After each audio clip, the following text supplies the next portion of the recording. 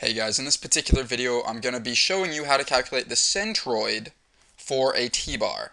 So let's say that this right here is our t-bar, and let's say that its dimensions are 20 millimeters here. In fact, I'll just write 20. This right here is 100 millimeters from here to here. This right here is 30 millimeters from here to here. And this is 80 millimeters just from here to here. That's an 80 with an 8. Just there.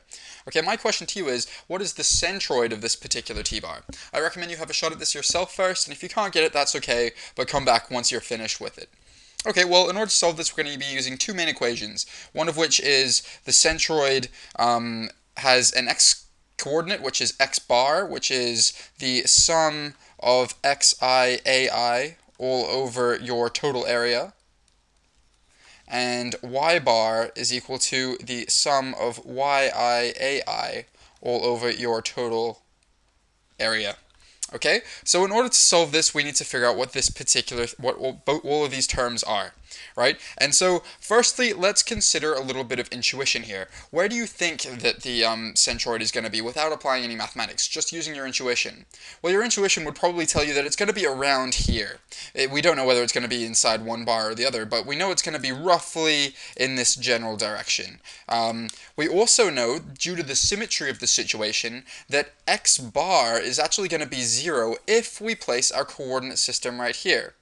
Right? We can tell purely due to symmetry, the fact that this t-bar is symmetrical about what's now our y-axis, that x bar is going to be equal to 0. So I'll write that down as x bar is equal to 0. That just means that our centroid must lie somewhere on this line. No mass is required for this. This is completely fine to state that due to symmetry. Although you could prove it if you wanted to.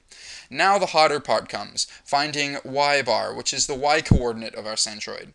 Well, in order to do this, remember, we're going to have to apply the formula above. And in order to do that, I'm going to split this t-bar into two separate bars, one of which is going to be this bar, which I'll call bar 1, and the other one is going to be this bar, which I'll call bar 2. Right? So if we use our formula above, that means we're going to be dealing with, in fact, I'll use the right colors, it's going to be y1a1 plus y2a2, all divided by your total area, which in this case is just going to be a1 plus a2. Right? That's going to be our total area of our object. Okay, so what's y1 and what's y2? Well, y1 is going to be the distance from your origin towards your center of area for your first object. So y1 is going to be this distance here. It's going to be from here to here. It's going to be y1 just there. And it's towards the centroid of your particular bar. Right? So in this particular case, the centroid of this green bar is just going to be 50 millimeters up from the axis we've created. Right? So y1 is going to be equal to 50 millimeters, and a1 is just going to be 20 times 100 millimeters squared. Right? I won't write the units in because it'll clutter up the issue, but it's probably better notation to write them. Now about the second bar, remember, y2 is just going to be the distance from your axis towards your centroid of your second bar. So to make it a little bit graphical, this is what y2 will be. y2 will be, oops, too far.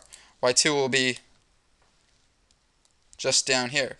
Right? So what's this distance right here? Well, y2 is just going to be 100 millimeters plus half of 30. So it's going to be 100 plus 15. So y2 is just going to be 100 plus 15, which is just 115 millimeters. That's this distance just here. Right? a2 is just going to be the area of our blue bar, which is just going to be 80 times by 30. Right? And if we divide that by our total area, what we're left with is 20 times 100 plus 80 times 30, and that leaves us with an answer, which I've already got before, that leaves us with an answer of 85.5 millimeters, which is in line with our intuition. It shows that the centroid is going to be just here, where that distance right there is just 85.5 millimeters. Okay? Alright, that's our answer. In the next few problems I'm going to be showing you how to calculate the moment of inertia, and maybe I'll even show you a few example problems which are much harder for centroids.